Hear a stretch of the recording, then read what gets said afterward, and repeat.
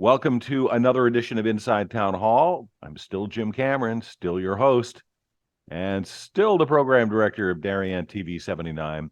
And you, as a faithful viewer, knows that Inside Town Hall is a program where I get a chance to interview the folks that work for the town of Darien.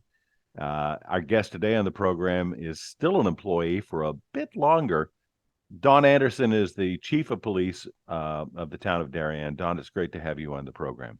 It's a pleasure to be here with you, Jim. Always happy to talk about town of Darien Police Department and our fine men and women here.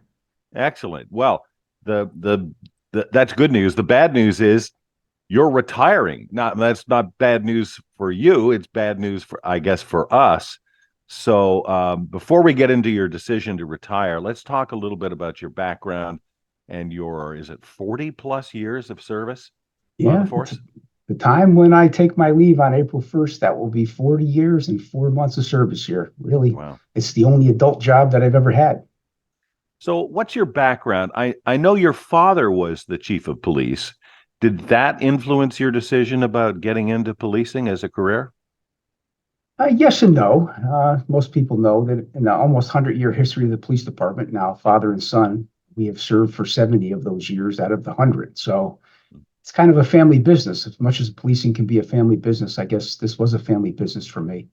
You know, my dad was here from 1963 to 1993. And I tell this story often that when, we only had one car. So when my dad started here in 1963, I was only 6 months old.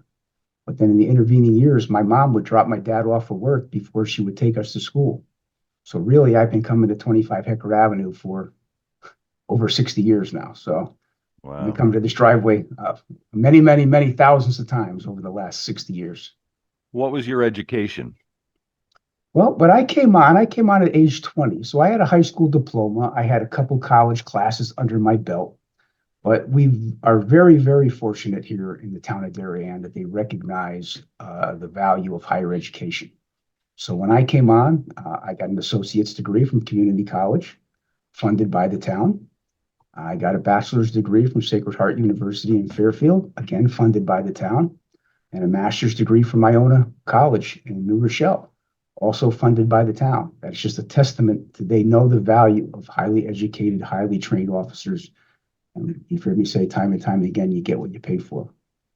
I also have a graduate of the FBI National Academy, which is paid for by the town, not by the town. Town pays your salary while you're there, but the Department of Justice pays for that class while you're there for 3 months. So I've been very, very fortunate educationally wise for my entire career that I've been able to do that and have that funded by the town of Darien. I'm very appreciative. And you joined as a patrolman, and how did you move up through the ranks? Yeah, I came on as a patrolman, kind of a funny story. At the time when I was working in high school and right after high school, I worked for Hitchcock Munson Opticians in the Stanford office. There was a Darien branch of the optician until very recently. And I was the optical lab technician there. I made eyeglasses. That's what I did. So if you got glasses from the Darien Hitchcock Munson between 1978 and 1983, I probably made the glasses for you. My dad was working here then, and he said, listen, you maybe want to be a special police officer. They work the fireworks. You might do traffic downtown. You might fill in here and there. Yeah, I can make a couple extra dollars. I think specials were making a whopping maybe $8 or $9 an hour back then. So I said, yeah, maybe something I would like to do. So I filled out that application. And then they had an opening for a regular police officer here. That was in June of 1983. They gave a test for one single opening. I took the test at the Darien High School along with 440 other applicants.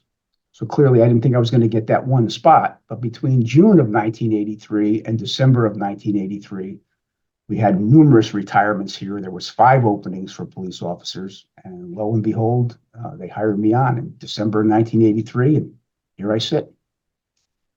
And you went from patrolman to sergeant to captain, lieutenant. I don't know the progression. Remind us. Yeah, it was a kind of funny. I was first eligible to take a sergeant's exam in October of 1989, and I did well. But between October of 1989 and 1999, 10 full years, there was only one promotion to sergeant. And Chief Lavello nipped me in the one sergeant's exam, and he got that one spot in that 10-year period. So it took me actually 16 years to make sergeant, even though I was always nearer at the top of the list. That's just the way it works in a small town department with a small department. Depending on timing, you might wait a while. Now, flip side of that, I went from patrolman to lieutenant in 9 months. I was only a sergeant for 9 months and made lieutenant in 2000. I made captain, I believe, in 2013, and then chief in 2019. So not a perfect linear progression, but it all worked out in the end. Don Anderson, the chief of the Darien Police Department, is our guest today on the program. And we're talking to him because he is getting perilously close to retirement. He has announced he's going to be leaving on the 1st of April, 2024. And you wrote a beautiful letter of resignation to the police commission. And I'd like to read a little bit about this. This is, I mean, the prose are just beautiful. You talk about if you love what you do, you'll never work a day in your life. And quoting from your letter, he said, "I have witnessed countless thousands of sunrises and sunsets through the windshield of a patrol car, often tired, hot, cold, or drenched to the skin. I've consumed far too many meals out of a paper bag, a pizza box, or otherwise dining while using plastic utensils and a drinking straw. I've consumed hundreds of gallons of coffee, some of which might have been better suited to changing the patrol car's oil. I have valiantly, but too often futilely, tried to breathe life back into human bodies ranging from infants to octogenarians. I have been bled on, barfed on, and spit on.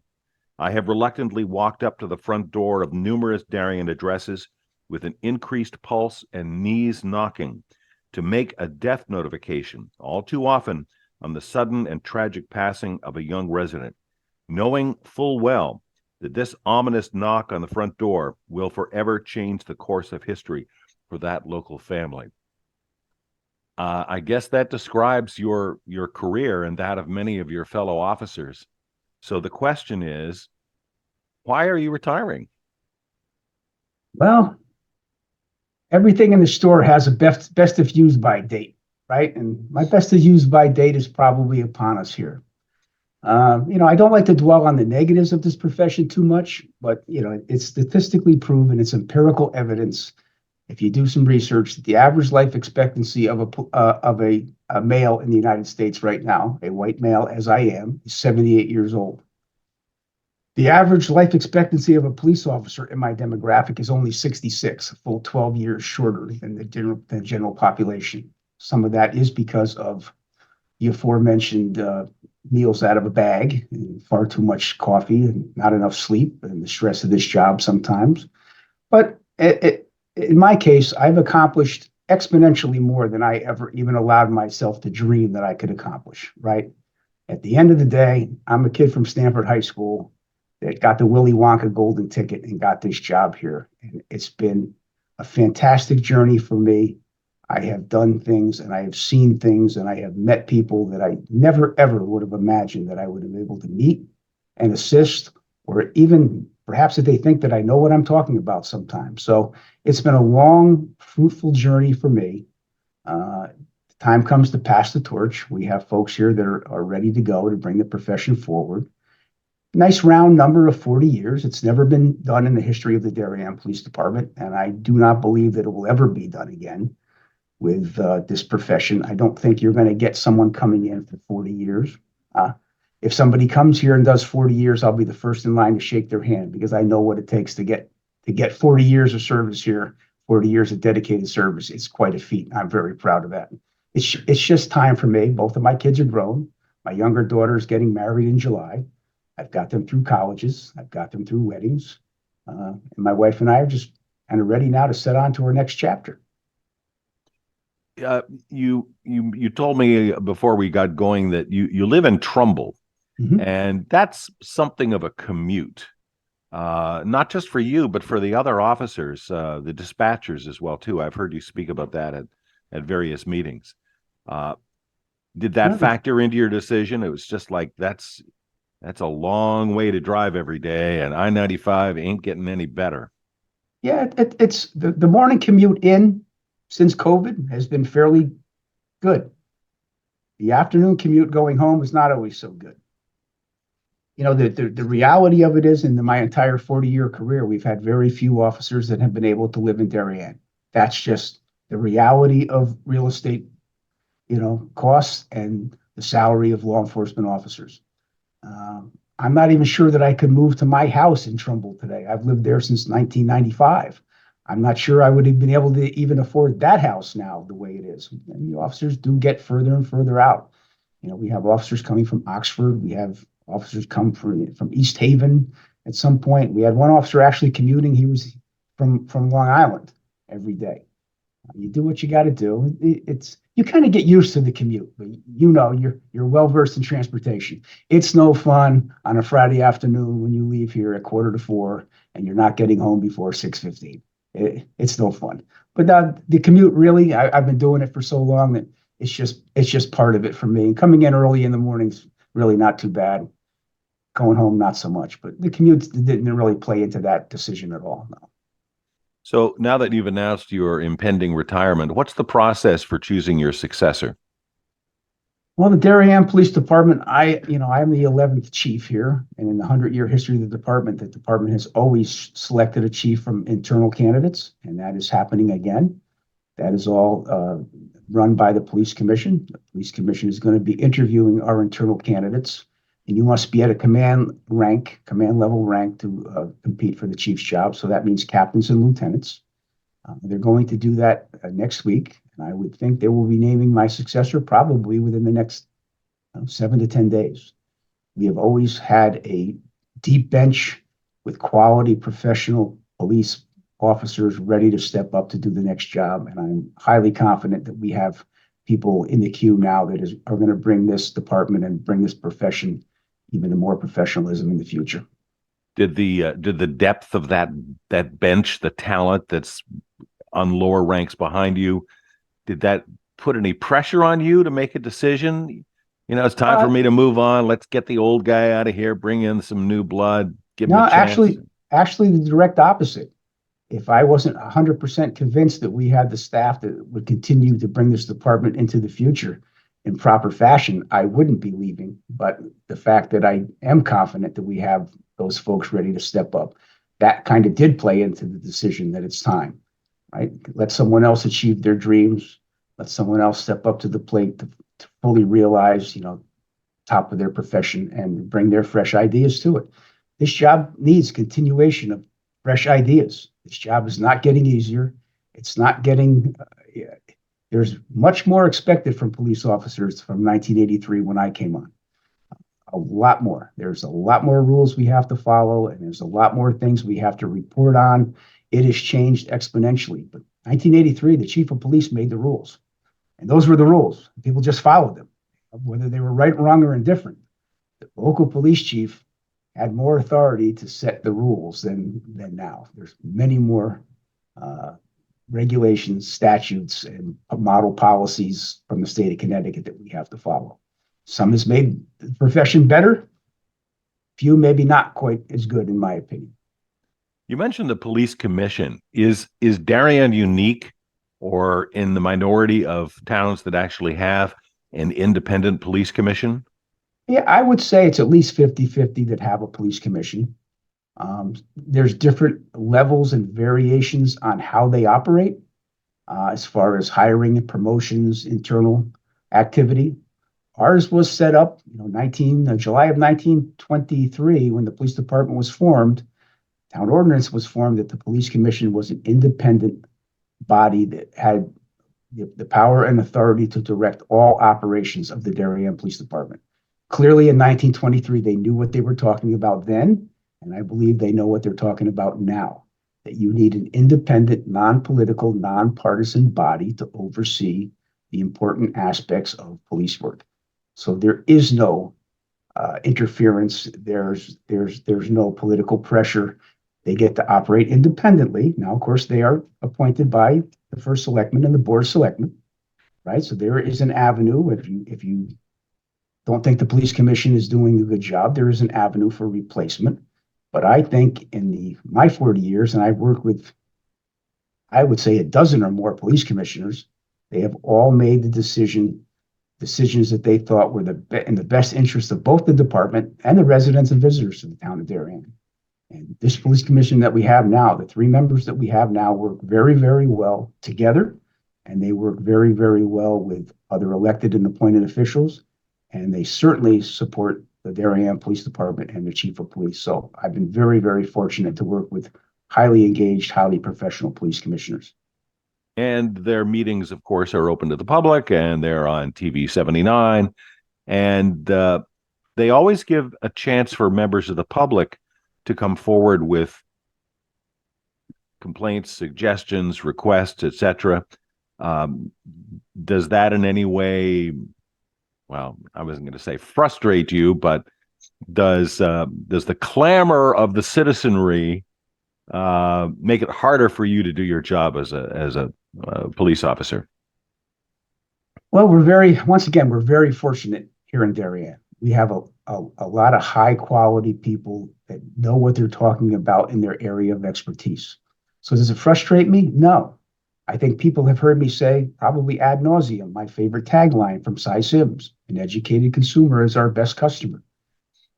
When someone comes in to see a police officer or the police chief or the police commission, they're not coming just to say hi, usually, and have a cup of coffee. There's something in their world that they would like to get off their chest, and they would like to discuss to see if we can find a solution.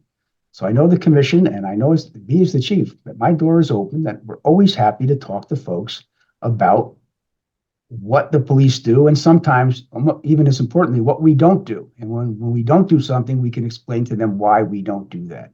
So absolutely, there's no level of frustration for me when someone comes in to address the police commissioner or the chief of police. Occasionally, there's a little bit of frustration is when we lay out why we can't do something, that there's still some pushback.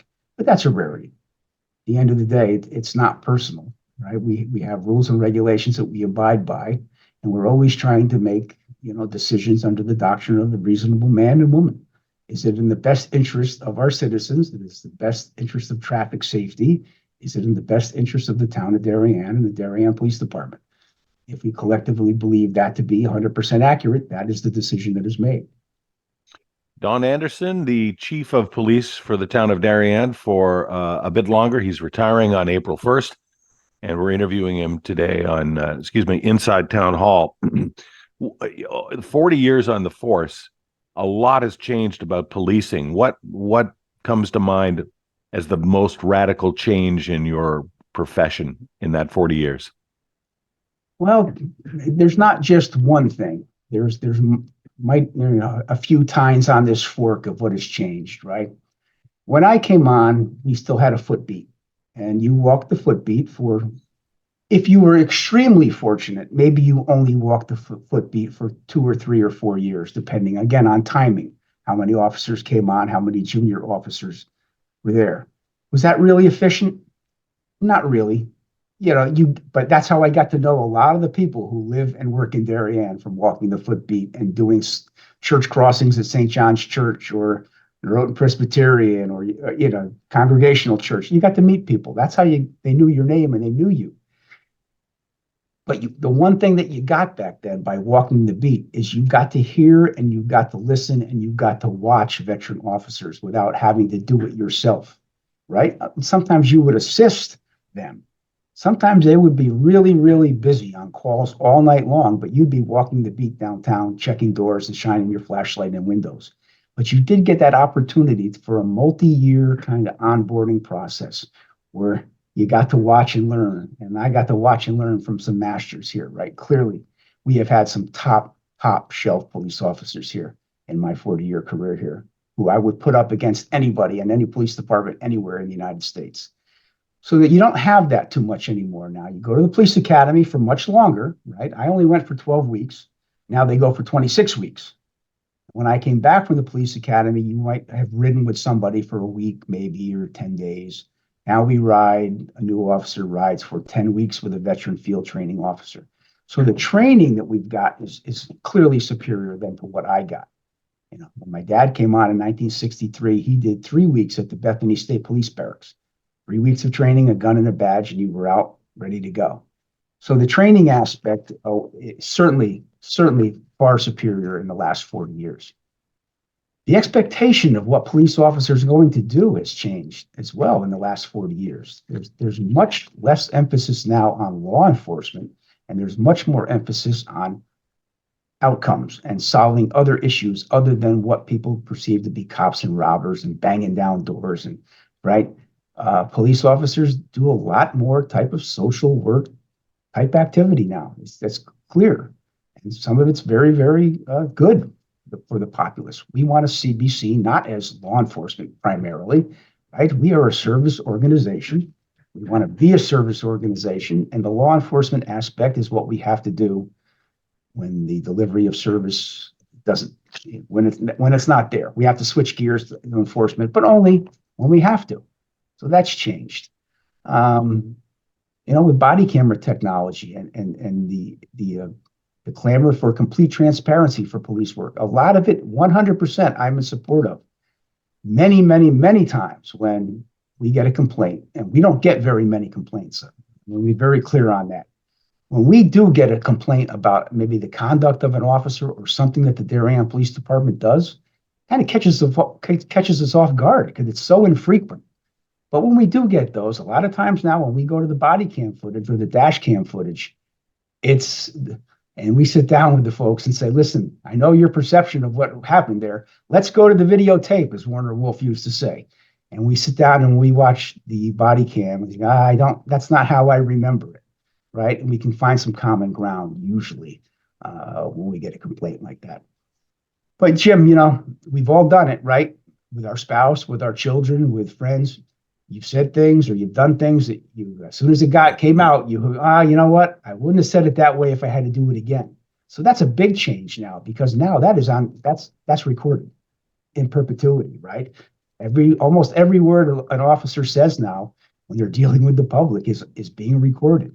You have to be very, very circumspect. You have to not let your emotions get the better of you. Sometimes you think you're being a smart aleck, or you think you're being quippy or whatever, and that's not the way it's taken. So that's one thing I always advise my officers.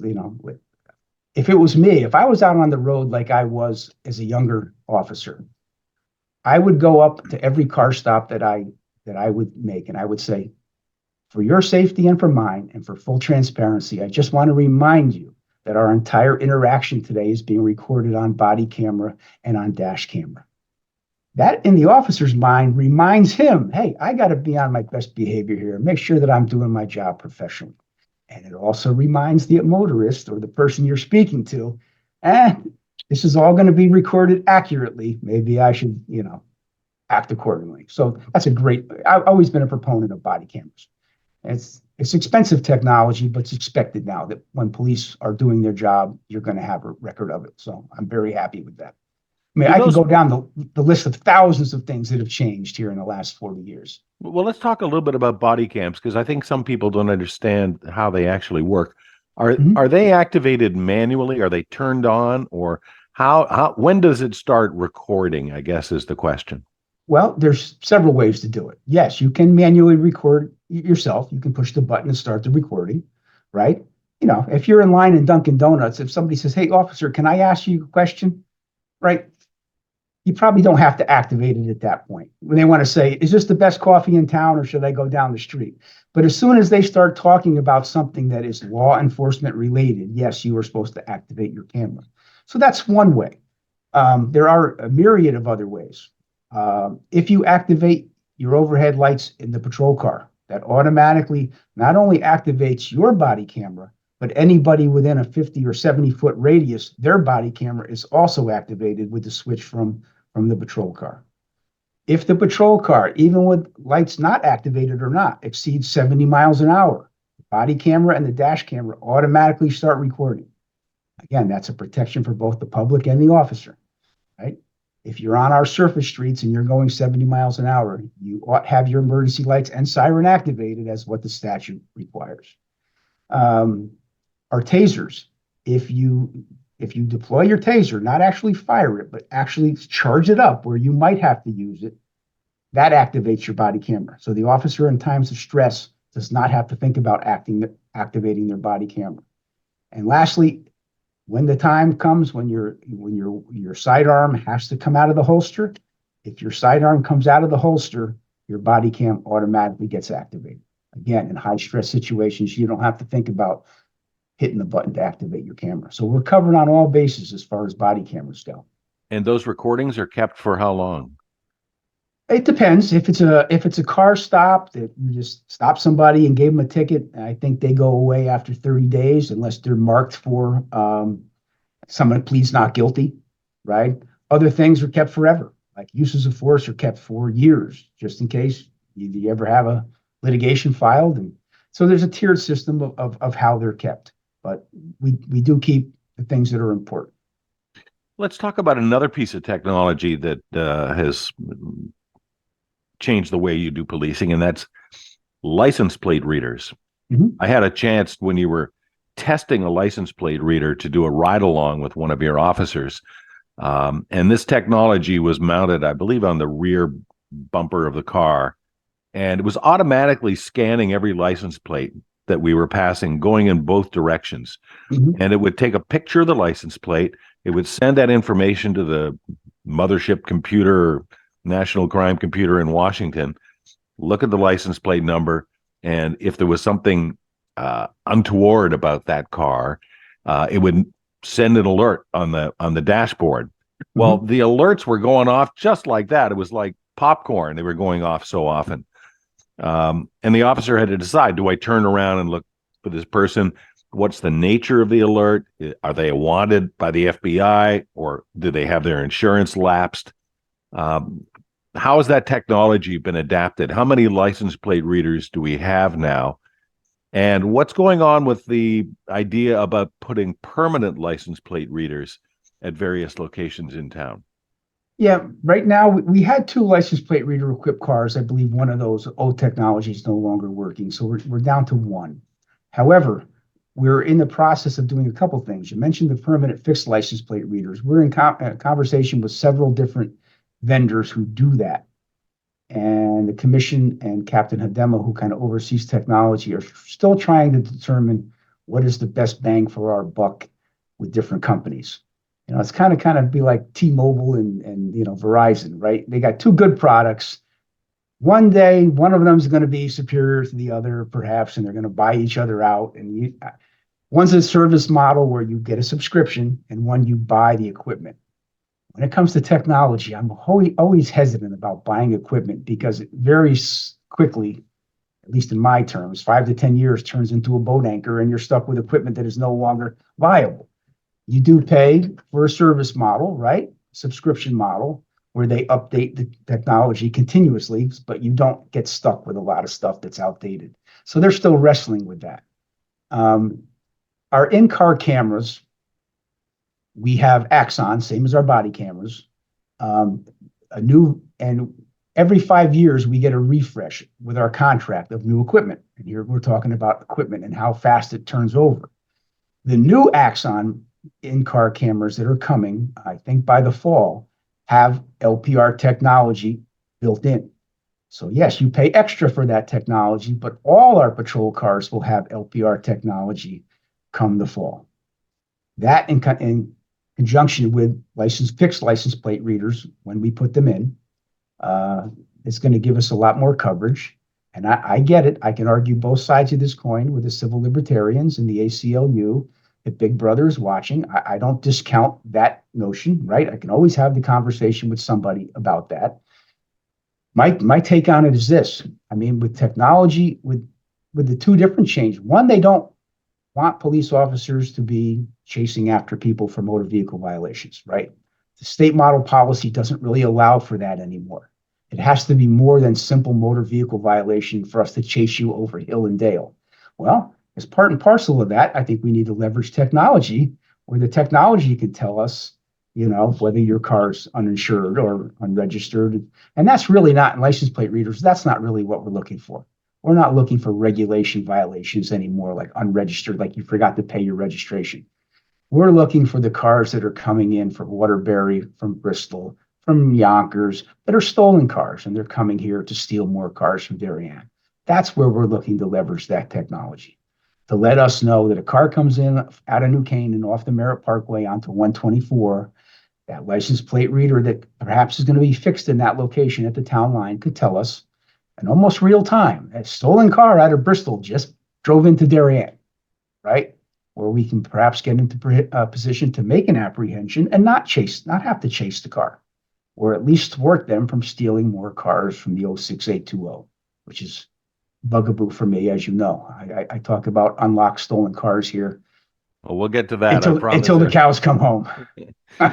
Don Anderson, the soon-to-be retiring chief of police for the town of Darien, our guest today on Inside Town Hall. The MTA in New York has a problem that's going to get worse when they start doing their congestion pricing toll mechanism. People are putting masks on their license plates that makes it impossible for license plate readers to see those. Have you seen that at all in Darien? I don't see it that much in Darien, but occasionally I do see cars driving through, and I see cars a lot on the highway. And if you polled my officers, especially my mid-managers, first-line supervisors, they've heard me say time and time again, I expect these cars to be pulled over if you see them in Darien. If they have those tinted out license plates where you can just almost see that there's a license plate in there, they should be getting pulled over, and you should be having the conversation with that operator on body camera.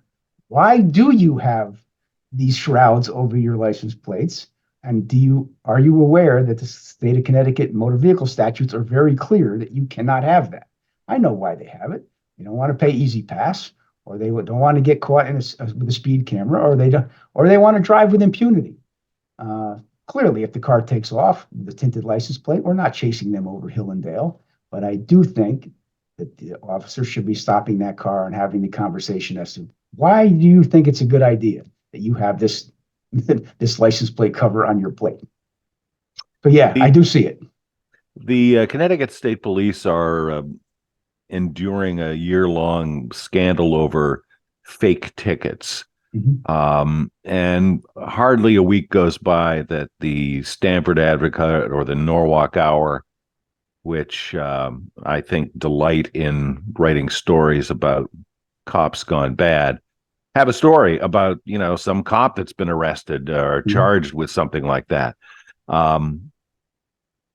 What does that do to the profession? What does that do to morale? I assume that's not happening in Darien with those kind of things, but does that taint the entire profession? Do the people, when they're pulled over, start accusing officers, oh, you're going to write me a fake ticket? Well, there's some of that for sure. And yes, in the time of COVID and racial unrest, did we get all painted with a broad brush? We certainly did. And that was unfortunate and certainly unfair, as far as I'm concerned, for the efforts of the Darien Police Department. We had a couple, anti-police rallies here in Darien and walks, as you know, and we had a big crowd in front of headquarters, and I kind of felt like, one of the soldiers that came back from Vietnam with the things that were being hurled toward the police on the front steps of our Darien Police Department.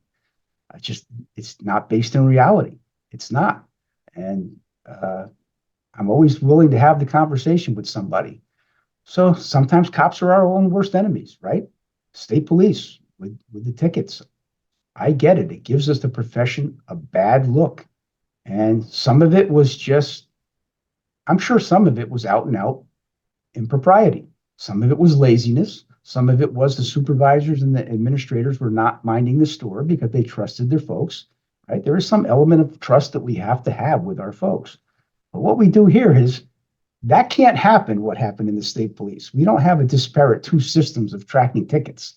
We have one system of tracking, and there's multiple levels of review so that no one could give out a ticket that was a phantom ticket. It just can't happen. We have significant oversight of what our officers are doing, and that's why we stay off the front page of the paper on things like who is minding the store in the Darien Police Department.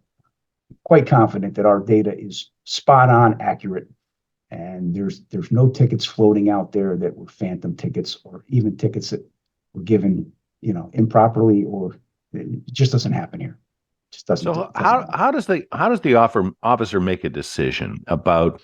I mean, I'm driving around through Darien and I see people run red lights Mhm. or they don't stop at a stop sign. Mhm. And sometimes I say to my wife, just give me a dome I can put on my car, give me a ticket book and a badge, and I'll go out there and I'll take care of this. Do you write enough tickets in Darien to enforce the traffic laws? Because people are driving crazy, I think, in the last couple of years. Yeah, Or do people complain you're giving too many tickets? How do you no, write that fine the line? only people that complain that we're given too many tickets are the ones that actually are getting stopped and getting the tickets, right? I think we have a very consistent, very reasonable, very defendable motor vehicle and traffic enforcement program. During COVID and due to retirements, we didn't have anyone in the traffic division, right? And during COVID, we were kind of told to keep to yourself, right? Not just in police work, but in just the general population. The less contacts you can have with people, the safer off you're going to be. And human nature being what it is, some people took advantage of that, and it's still being taken advantage to this day. Since I drive from Trumbull and drive back to Trumbull, and I go to meetings around the state every week, I see cars that are just absolutely beyond the pale operating recklessly on our highways and byways to this day. And that was an impact of COVID. People could get used to driving 80, 90 miles an hour on our highways because there was not that much traffic out there. But I think again we're fair and balanced with our enforcement efforts. Most people who are getting pulled over for minor motor vehicle violations are good people. They're not criminals. They're distracted, or they're thinking about something else, or they're just not thinking about driving. And a lot of times a warning will suffice. And getting the lights, nobody likes the lights to come on behind them, right? Nobody, right? It's happened to all of us. Nobody likes it. And most people with a gentle reminder. Let's face it, there's some people who know they're operating outside the law, and they're the ones that get cited or summoned to court. Have you ever been pulled over? Yeah, but it's been a long time. I was in my first take-home police car that had, dark tinted windows on. I was pulled over by the state police because they couldn't see inside the car. And the state trooper said, well, I either knew it was a criminal or it was a police officer, one or the other. Beyond that, it's been, I don't know, maybe one other time in my 40 years. I do my best to try to obey the law when I'm driving. I really do. But if you see people who are running red lights or not stopping, yellow means go faster through a light before it turns red. And you see them do that with impunity. Doesn't that kind of give people permission to say, well, I guess they don't enforce that law down here, or if they can get away with it, I can get away with it. I'm so busy, I got to go pick up my kids. Or seeing people get away with stuff, does that give people the false sense of permission to try doing that themselves? Yes and no. I think Darien has always had historically a reputation out there that we're strong in motor vehicle enforcement. That doesn't mean we're going out looking to pick on people. We're stopping the people who know or should have known that they're committing a violation. Matter of fact, I've been to numerous, meetings in Stanford where the people unsolicited from me would sit up and say, I don't understand why the PD over here can't do what Darien does. Because if I drive down the post road in Darien, I see a police car have somebody pulled over. That officer might be giving them a warning. They might be. But 55 other cars see that officer with the lights on, and they remind that when you're in Darien, please obey the law. And I've said this, if I've said this once, I've said this 1,000 times, that if you live, work, or visit the town of Darien, and you drive into the town of Darien with a car that is properly registered, has all the proper equipment, and that you make a reasonable effort to obey the law, you will never, ever get pulled over in the town of Darien. You just won't. And I'm sure there's hundreds of people who live here. They've never been pulled over because they obey the law. And we're lucky, fortunate here. Most people have cars that are late model cars with proper equipment. They're not missing headlights. They're not missing taillights. and they drive fairly reasonably for the most part. So we're fortunate here. But what about people from out of town, especially out of state? Is there any is there any racial profiling going on by the Darien Police Department? Yeah, well, as you know, racial profiling is specifically exempted. You cannot do it by statute. We have never done it, even though in the course of history we've been accused of that. In my time here, it has not happened. Again, most of the time when we stop a car, right, we'd have no idea who's driving it, the color of their skin, their gender, how many people are in the car. Now, conversely, if you're driving a car downtown at 3:40 in the morning and you're coming out from behind a storefront, well, that's a little bit different. Nobody's driving downtown at 3:40, right? Coming out from behind a storefront. And those are the people that sometimes it just rises to the level of reasonable suspicion that we have to stop and see what you're doing. You know, maybe the bread man, maybe the newspaper man, that's a thing of the past. We used to have newspapers delivered, right? Bundles of newspapers. That doesn't happen anymore. But you know, our town in the middle of the night, if you're driving out from behind a building, you're probably going to get stopped because it rises to the level of reasonable suspicion coming out from behind a building. Again, Got fair and balanced here. got to wrap up, but I have to give you an opportunity to beat the drum once again on I think what must be one of your biggest frustrations. I read the police blotter every week that comes out by from the sergeant, and hardly a week goes by, this week being a perfect example, where there isn't a list of about, I don't know, 5 or 6 people whose cars were accessed, rummaged through, even potentially stolen, and it always lists them as the doors were unlocked. This has been going on, Chief, for years now, and this must be I'm guessing this is a source of frustration on your and your officers' part. Why are people in Darien leaving their cars unlocked, making it easy for them to be accessed, and giving the town a reputation as an easy mark? That's the biggest issue, Jim. Fact that people who want to commit crimes know we have quality automobiles here, right? In driveways, we have multiple automobiles in most driveways. And to be frank, I go back and I look at some things from the 1950s, some police commission minutes, and they talk about unlocked cars and cars they being taken from back 70 years ago. So this is not a new phenomenon, but it has just increased exponentially over the last 5 or 6 or 7 years. And people just, because we live in such a safe community, there's this false sense that it's not going to happen to you. It's going to maybe happen to your neighbor. And so you got to be a little bit selfish here as a homeowner and a vehicle owner. Lock your car and make the problem go to your neighbor's house. Sorry. You know, now your neighbor needs to lock their car and push it down to the next neighbor. And then if it continues on, eventually they're going to be moving out of the 06820 to greener pastures. Right now, the pastures are very green here, despite, you know, this chief of police constant plea over the last 5 years that you lock your cars and you take your keys. You know, the bottom line here is this. These are your cars. These are your houses. These are your bicycles in the driveway. This is supposed to be a shared responsibility between the government, i.e. law enforcement, and the property owner. But really, at the end of the day, the onus is on you as the property owner to secure your own property. It's not the government's responsibility to offer blanket security to all your items. You have a responsibility to take the steps that you can take to secure your property and work with us, taking these reports day after day after day after day. And we do. We make arrests on these, you know, after the fact with technology that we use. So it's not like we're not catching the people that are doing it, but for every time they're caught, they're probably doing 30 other ones. It's easy pickings. It doesn't need to be easy pickings. And I think a lot of smart folks who live here in Darien, I'll say it once again, click your button on your fob, take your fob with you, and you're not going to have the issue. Maybe your neighbor does, but that's on your neighbor.